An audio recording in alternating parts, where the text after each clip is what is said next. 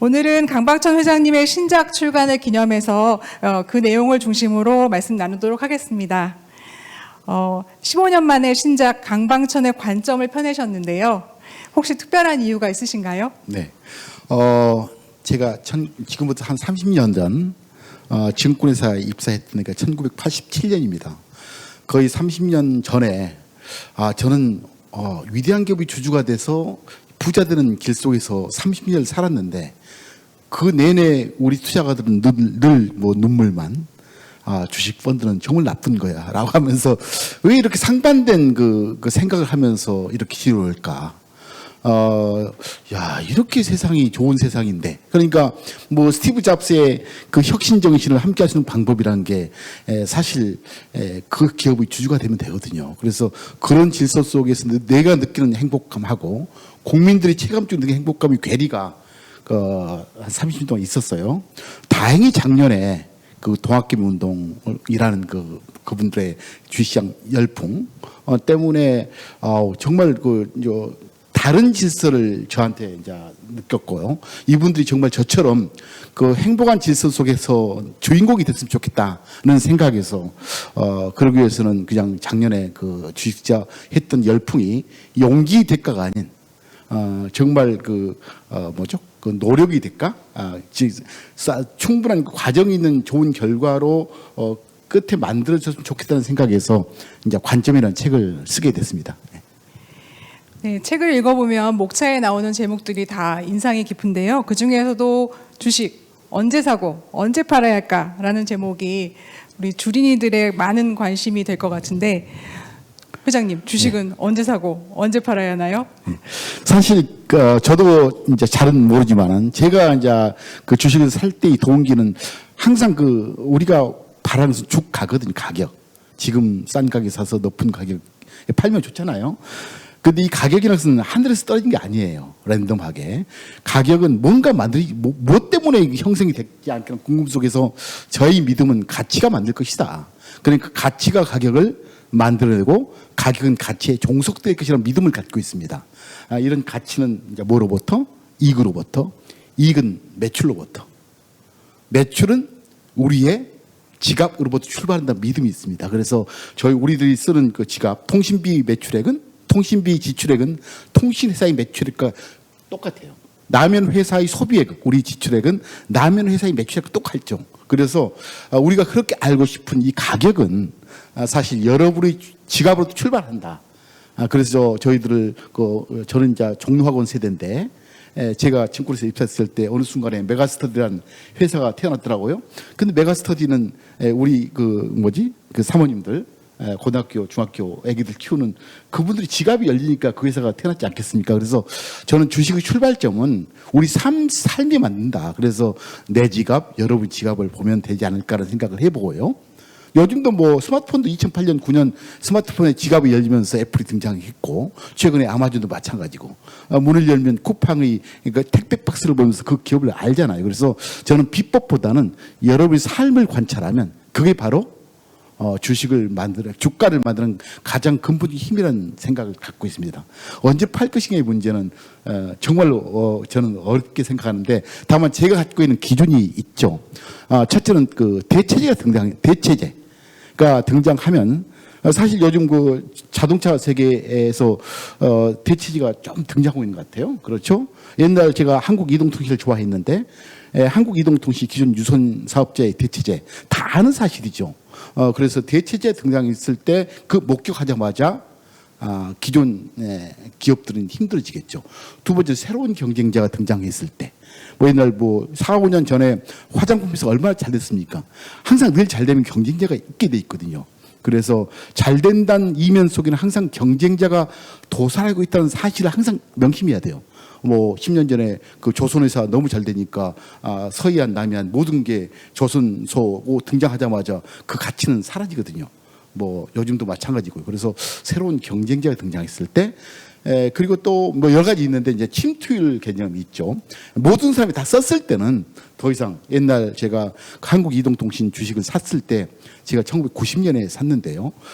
제가 핸드폰을 사자마자 그 주식을 팔아야겠다. 왜냐하면 잠재적 소비자가 사라지니까.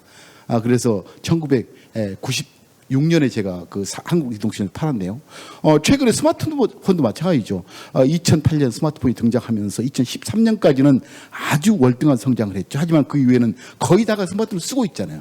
그래서 스마트폰도 아마도 잠재적 소비자의 고갈을 통해서 우리는 매도 시점을 알고 있는데 이런 모든 것들이 상식이죠. 그래서 항상 주식은 삶 속에서 관찰이 되고 삶 속에서 소멸이 된다라는 게 제 생각입니다.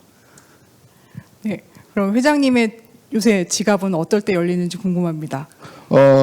요즘 지갑은 이제 사실 그 뭐죠? 에너지 쪽을 많이 보고 있습니다. 그 사실 요즘 그 수소 에너지에 굉장히 많은 관심이. 왜냐하면 저희들 어렸을 때 그 고체 에너지를 많이 썼어요. 사실 목재, 나무 땔감도 고체고 연탄도 고체죠. 그 다음에 이제 액체 에너지가 등장했죠. 그 다음에 이제 가스 에너지, 기체죠. 지금부터는 그것도 아닌 사실 제가 전기 에너지가 그게 고체입니까 액체입니까? 뭐죠? 그거 하니까 아무도 모르더라고. 전기 에너지를 뭐로 표현할까? 어쨌든 전기 에너지를 만드는 기저 변수가 바뀌고 있다는 생각을 저는 해봅니다. 그게 아마도 지금은 이제 어쨌든 탄소 기반의 에너지가 전기화되지만은 저는 수소 에너지가 오히려 그 기초가 되지 않을까 하는 생각에서 그쪽에 많은 이제 지갑을 열려고 노력 중입니다. 네, 감사합니다. 다음 질문입니다. 앞서도 잠깐 말씀하셨지만 코로나 이후에 동학개미 운동이라고 불리는 개인들의 주식 투자 열풍이 불고 있는데요. 주변에서 많은 사람들이 새로 주식을 시작하기도 하고 또 최근에는 조정장세라고 하지 않습니까? 그래서 많이 어려워하는 모습도 보이는데요. 이러한 개인들의 투자에 대해서 어떻게 생각하시는지요? 제가 증권회사 입사할 때만 하더라도 금리가 15%였습니다. 사실 매년 금리 15% 때는 자산 관리가 사실 필요 없는 거예요. 그냥 은행에 넣어놓으면 되니까. 그리고 그때는 뭐 은행이 망해도 돈을 다 줬죠.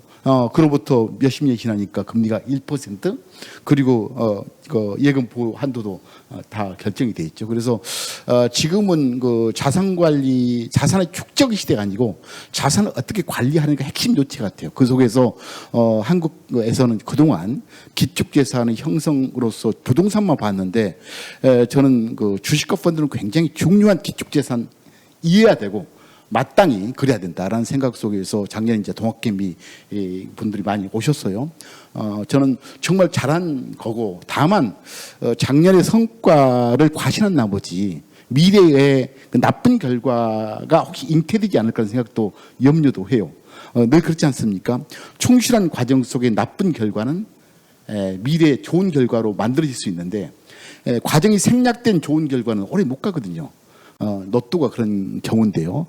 혹시 작년에 아주 코로나 있을 때 뭐 1,500, 1,400 갔을 때 사서 아주 좋은 결과가 있었는데 아마도 그게 능력 인정 얘기해서 그러니까 생략된 과정 속에서 좋은 결과를 자기의 천부지 끼가 있구나. 라는 속에서 재산을 움직였다가는 굉장히 나쁜 장기적으로. 그래서 저는 어쨌든 주식은 해야 되고 또 펀드도 해야 되고 다만 좋은 기업과 좋은 펀드를 해라. 그리고 오래 함께 하라는 게 제 생각이고 또 좋은 기업으로 생각했어도 틀릴 수도 있어요. 저도 뭐 사실 확률 게임인데 주식시장은 하루에 수천 주씩 거래되잖아요. 백전백승이면 전 세계 돈이 내 개죠. 내 거. 사실 워런 버핏도 뭐 많이 손해보고 하는데 확률 게임이지만 그 확률을 높이는 방법으로서 비법 찾지 말고 진짜 여러분 보시면 10년 전, 20년 전 그리고 1년 전 저는 항상 늘상 그 위대한 기업은 늘 존재한다. 그 위대한 기업의 주주가 될 권리는 우리한테 주어져 있다.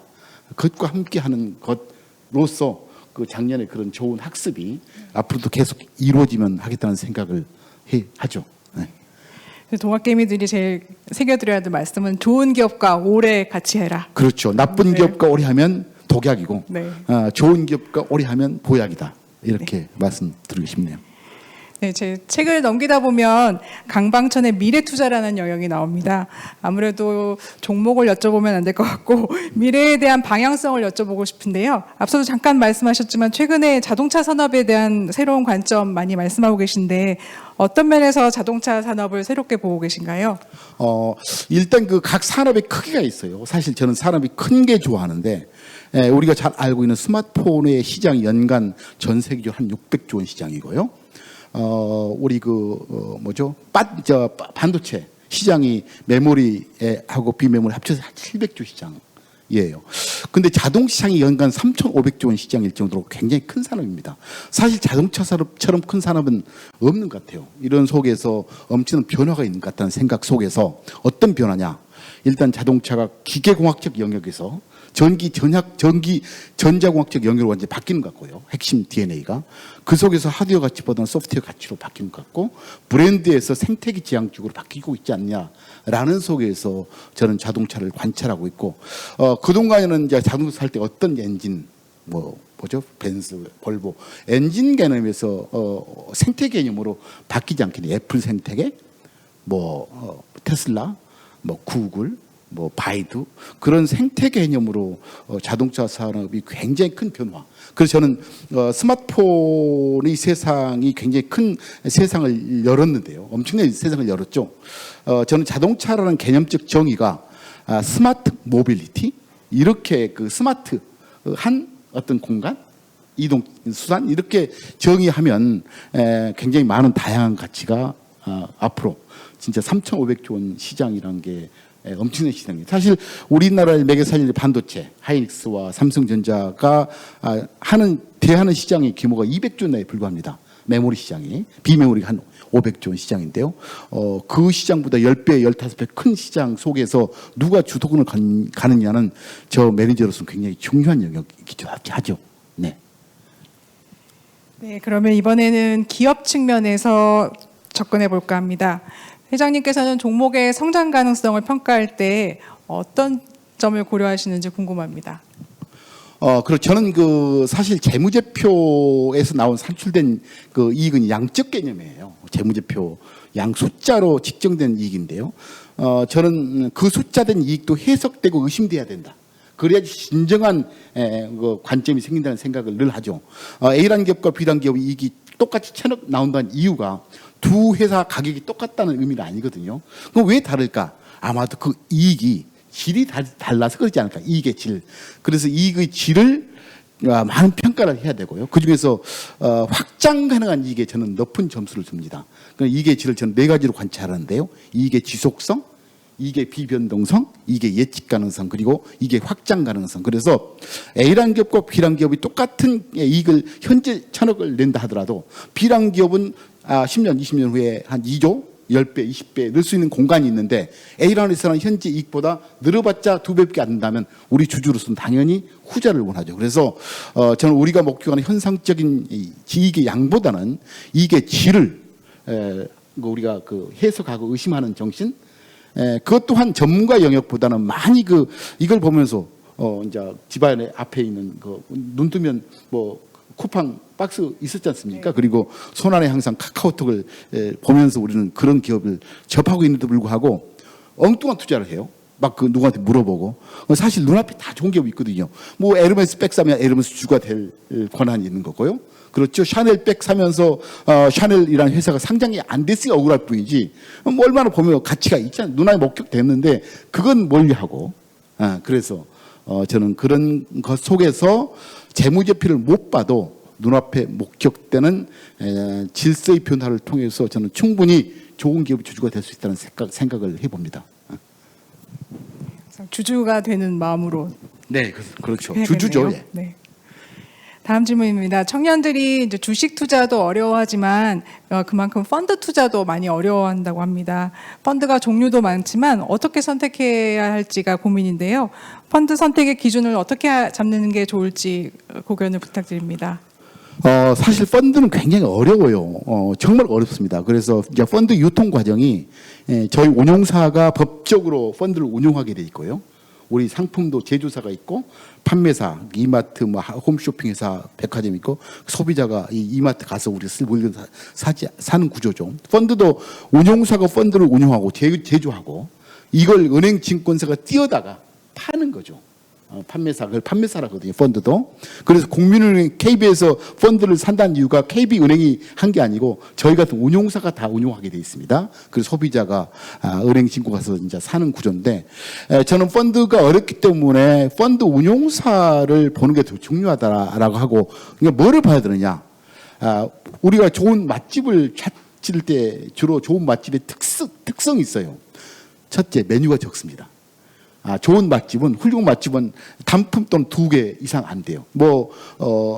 나쁜 집은, 맛없는 집은 냉면 하다가 불고기 하다가 또 뭐 하다 하지만은 좋은 운용사의 가장 중요한 객관적 기준은 그 운용사가 만든 펀드가 몇 개인지, 펀드 수가 많으면 정성이 분산되거든요. 그래서 관리가 안 됩니다.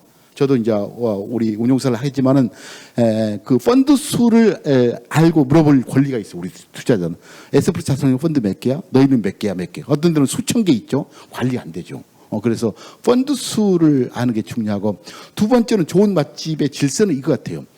주방장 출신의 주인이 있다면 주방장이 떠나도 맛이 유지되거든요. 그래서 운용사도 마찬가지. 펀드 매니저 출신의 아마도 오너가 있다면 매니저가 이동을 하더라도 그 맛이 유지되지 않을까. 이 두 가지가 가장 중요한 요치 같고요. 그런 운용사를 몇 개 수첩에 적었다가 자기 특성에 맞는 운용사를 골라서 분산하는 것, 이게 좋은 펀드 투자라고 봅니다.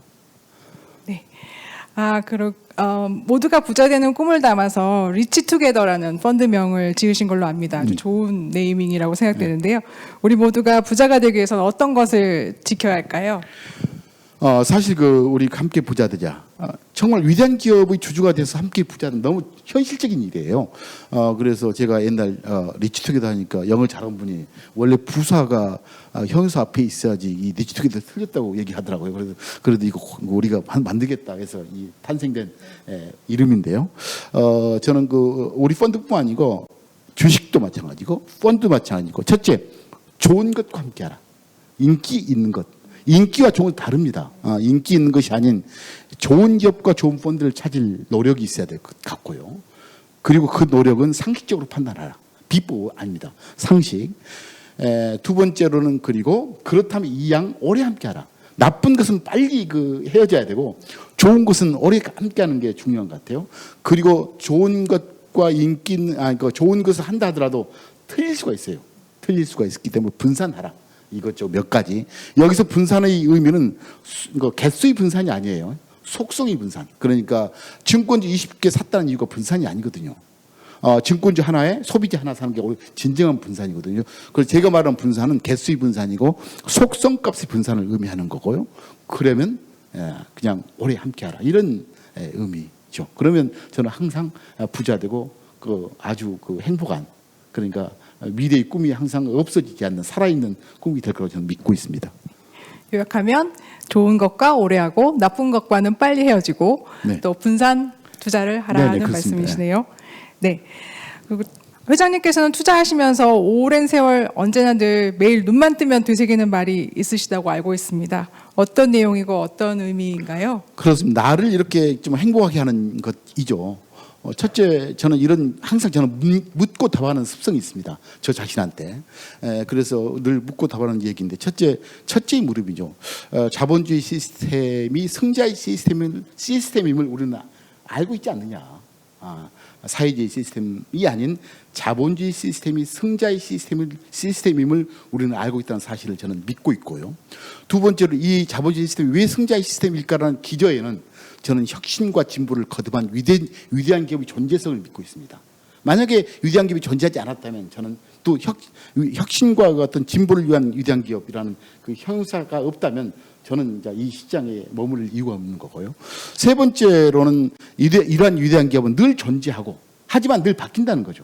늘 존재해요. 불황이라고 코로나 때문에 위대한 기업이 사라지지 않은 거거든요. 늘 공황 때도 마찬가지고, 제가 돈 벌었던 IMF 때도 늘 위대한 기업은 존재. 다만 구성 분장은 바뀔 뿐이에요. 어떤 사람이 요 산업으로 부자였던 사람이 가난해지고, 또 저 같은 사람이 갑자기 부자되고, 구성원만 바뀐다는 사실을 저는 믿고 있습니다. 그리고 사실 위대한 기업의 주주가 될 권리와 의무는 우리한테 있다는 것. 그럼에도 불구하고 우리가 부자 되지 못한 이유는 빨리 결별하는 것. 오래 함께하라. 그래서 저는 이 6가지 물음 속에 제가 맞는지를 항상 테스트하고요. 그 믿음에 항상 예스를 하기 때문에 제가 펀드를 운영하고 있고, 늘 어디 가서도 행복한 꿈을 꾸는 거죠. 그래서 저는 늘 이 글귀, 자본주의 시스템의 승자성 논리, 그 이면에는 진보와 혁신을 거듭한 위대한 기업의 존재성, 그리고 그 위대한 기업은 늘 존재하지만 늘 바뀐다는 사실, 그리고 그것을 함께 할 수 있는 권리와 의무는 우리한테 있다는 거고요. 그리고 그러면 오래 함께하라. 이런 얘기를 늘 되새기죠. 네.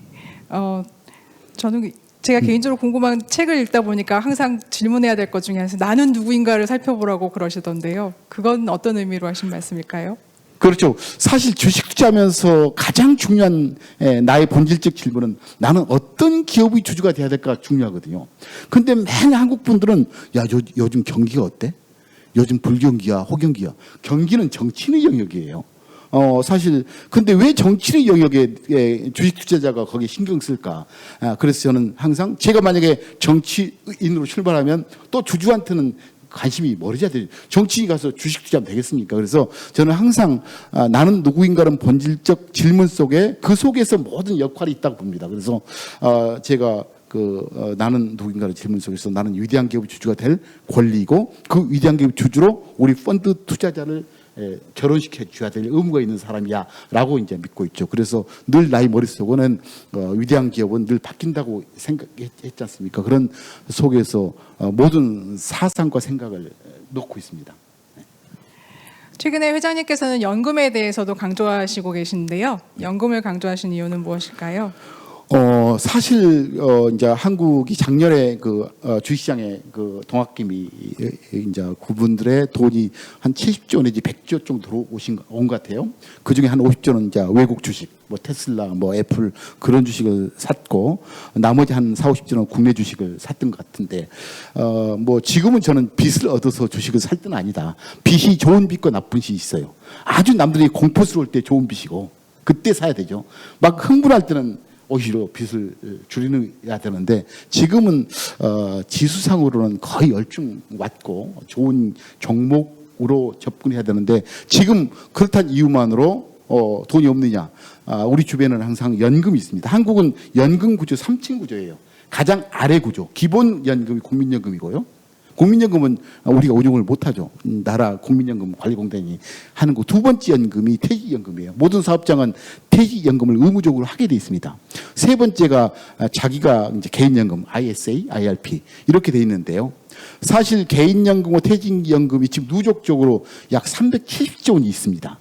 그 중에 사실 알고 보면 90% 이상의 돈이 지금 예금과 채권으로 놀고 있어요. 그래서 지금 오히려 여러분들은 예금과 채권인 돈으로 있는 연금으로 무장돼 있는데 그걸 빨리 자기 돈이니까 그리고 그건 빚이 아니거든요. 그리고 오래 누적적으로 쌓일 돈이니까 그걸 빨리 좋은 펀드 주식형 펀드죠. 좋은 펀드로 갈아탄 노력을 해야 된다. 그래서 미국도 저렇게 민간 소비가 계속 뭐 경제 시스템도 다른 문제지만은 미국도 연금 구조의 변화 그리고 모든 국민이 연금에 굉장히 많은 치밀한 생각을 하고 있는데 한국도 지금부터 회사 가서 내 연금이 뭐로 구성되어 있는지 그걸 또 연금은 아무리 자기가 주식형 다 하고 싶어도 못해요. 법적으로 30%는 채권과 예금밖을 할 수 있거든요. 그래서 70% 맥스만 할 수 있어요. 그 부분을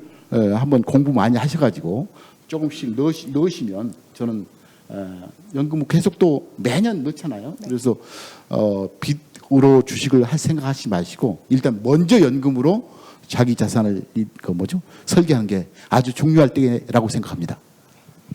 책의 말미에 보면 회장님의 바람이 나오던데요. 아주 인상적이었습니다. 끼가 춤추는 세상.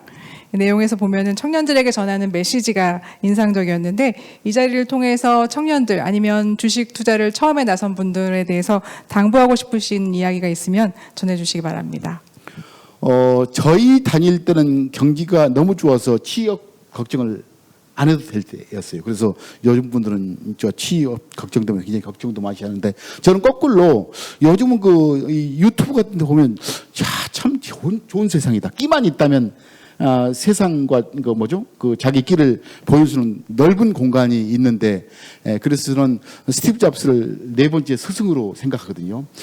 사실 조물주는 모든 사람 태어날 때마다 예쁜 선물 상자를 하나씩 줬대요. 조물주가 태어날 때 그 선물 상자는 저마다 끼가 담겨 있는 선물 상자라고 얘기하더라고요. 네.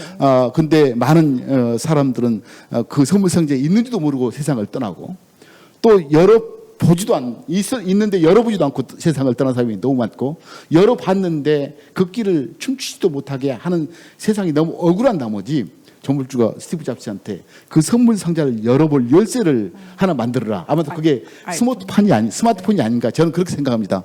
어쨌든 지금 현재 스마트폰은 세상의 질서 속에서 속에 있는 모든 길을 보여줄 수 있는 열쇠라고 저는 생각하고 있고요. 요즘 젊은 친구들도 그런 그 유튜브라든가 이 스마트폰을 통해서 끼를 춤추는 세상이 열린 것 같아요. 그래서 끼가 있는 그리고 정신적으로 건강한 부자가 될 기회가 오고 있다라고 생각합니다. 네, 감사합니다. 자, 이제 현장에서 실시간 질문을 받아볼 시간인데요.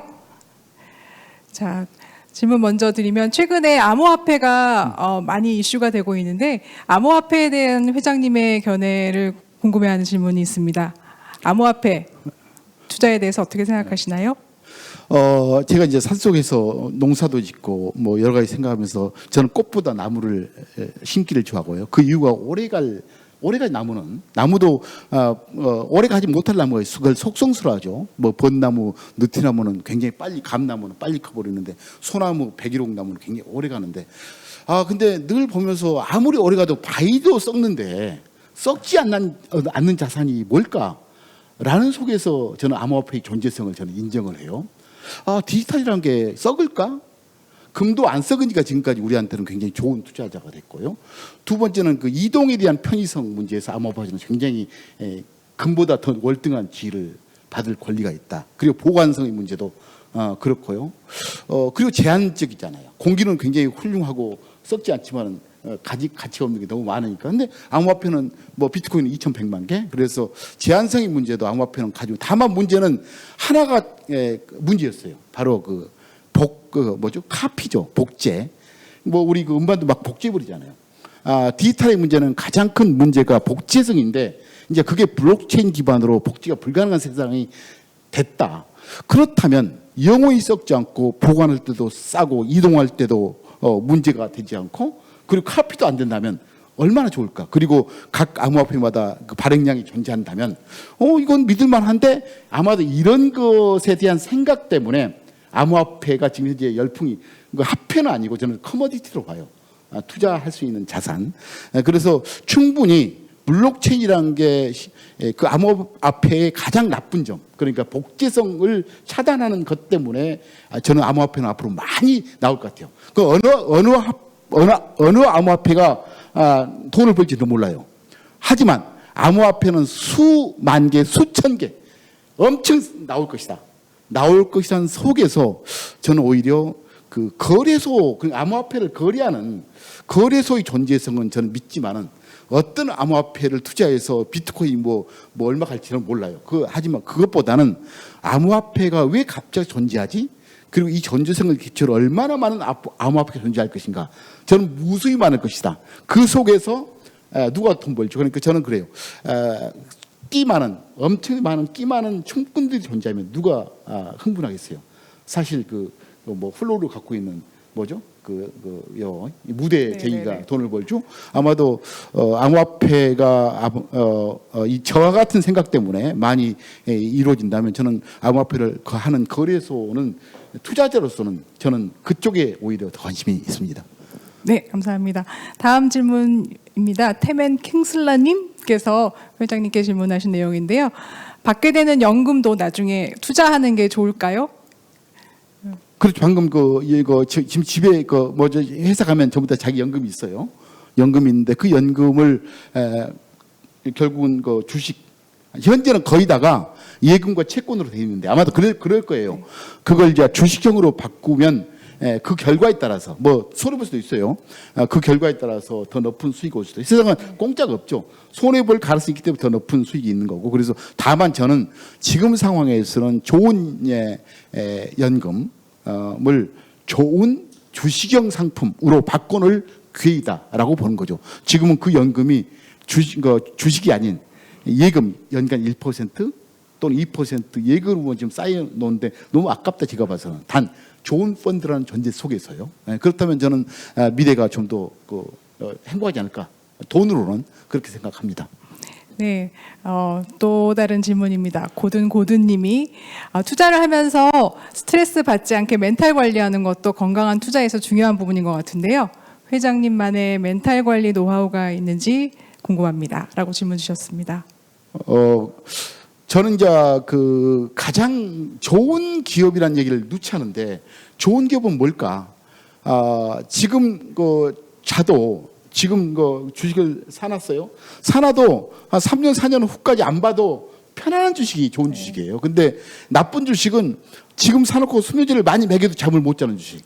아마도 그런 주식을 하면 안 되겠죠. 그래서 먼저 자기만의 멘탈 관리 방법은 이제 많겠죠. 저는 자전거 타는 걸 좋아하고요.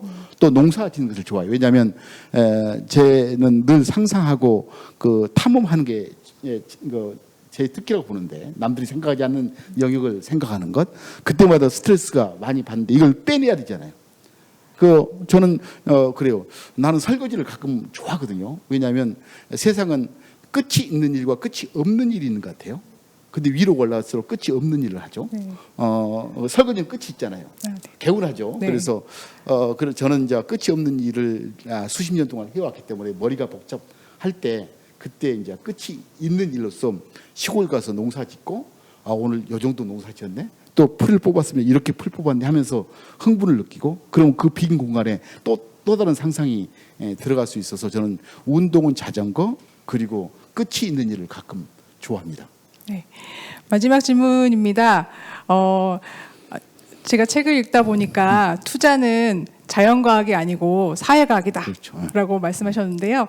사실은 이제 투자도 공부라고 생각을 하는데 지금 2030 세대들이 주식 투자, 펀드 투자, 코인 막 뛰어들고 있지만 사실은 학생 때 배울 기회가 거의 없다고 봅니다. 그래서 정말 후 세대들이 이런 투자에 대해서 공부하는 시점은 언제가 적절하고, 배운다면 어떤 내용을 배우는 게 제일 필요할지 궁금해서 여쭤봅니다. 글쎄, 모든 분들이 투자를 할 필요는 없죠. 사실 자기 잘하는 영역에 도전해야 할 필요가 있다고 생각하고요. 주식도 모든 분들이 다 주식할 필요는 없어요. 사실 주식하는 것보다 더 나은 영역이 자기 끼가 있는 곳이 있으니까 그런 부분은 이제 펀드로 오시는 게 좋을 것 같고, 만약에 투자를 무슨 질문이었죠? 2030 세대에서부터 이제 성인이 되면서 투자를 시작하는데 중고등학교 때 그런 걸 배워본 적이 없는데, 그렇죠. 이걸 적절하게 학습하려면 어떤 내용을 어렸을 때 배우는 게 좋을지, 아니면 어떤 활동을 하는 게 좋을지 질문드립니다. 사실 미국하고 우리나라, 유럽하고 이 교육 방식 중에 가장 큰 차이가 금융 교육이 한국은 거의 없다 하더라고요. 수학, 영어 그런 위주로 하는데, 저희들 통계로 보니까 미국의 초등학교의 커리큘럼 중에 약 45개 주가 기본 교육으로 금융 교육이 있는 교육 학습이라니까 한국은 그 부분이 굉장히 약한데, 그나마 요즘 유튜브를 통해서 많이 얘기를 들어요. 다만 문제는, 저는 이번에 책을 썼지만은 어떤 것도 그냥 맞는 걸로 인식하지 마. 모든 것을 의심해라. 그러니까 저는 의심과 해석의 정신이야말로 남을 뛰어넘는 정신이다라고 믿어요. 그래서 의심도 반대를 위한 의심이 아니고 진보를 위한 의심 속에서 제 책도 읽어야 되고, 누구의 말도 알아야지. 요즘 유튜브 홍수잖아요. 전부 전문가예요. 하지만 그걸 의심하지 않으면 전혀 의미가 없다. 그래서 진보를 위한 의심을 하는 학습이 필요하고, 교재는 너무 많아요. 관심만 있다면. 두 번째, 남들과 다른 해석이 필요해요. 그러니까 남들과 다른 해석과 진보를 위한 의심을 통해서 자기만의 넓은 프레임, 가설을 만들고, 그 가설을 정반합적으로 충돌을 시켜서 자기 관을 만들어야지, 이 복잡계에서. 그러니까 가만히 있다가 주식이 자기가 사놨어요. 좋다고 생각했는데 안 뜨면은 마치 무가치한 것처럼 보다가 많이 뜨면 좋아해요. 그 가격이 가치를 맞는 양 혼돈스럽죠. 이제 그 경우가 관점이 없어졌거든요. 그리고 아주 좋은 기업인데 주가가 그냥 떨어지면, 다른 이유 때문에 떨어지면 못 참고 나쁜 기업으로 인식하는 경향이 있거든요. 그래서 저는 어떤 것도, 지금은 너무 사실이 많잖아요. 옛날은 사실 자체가 비교 우위를 결정하는 핵심 요체였는데, 저는 사실은 너무 많다. 너무너무 많은 사실을 남들과 달리 해석하는 능력, 그리고 진보를 위한 의심 속에서 자기 얇은 가설을 만들고, 그 가설을 충돌시켜서 나는 이렇게 생각해 라는 사회학적 접근법이 저는 맞다. 그래서 제 오늘 얘기를 들어도 저 친구 말이 맞는지, 사실 오늘 1시간 30분이나요? 그 속에서 제 말을 가장 잘 기억한 사람은 노금기였죠. 녹음기는 제 말 하나도 놓치지 않았을 텐데 이걸 녹음기는 의심과 해석하지 않잖아요. 그럼 무가치한 거죠. 그래서 제 말조차도 의심해라.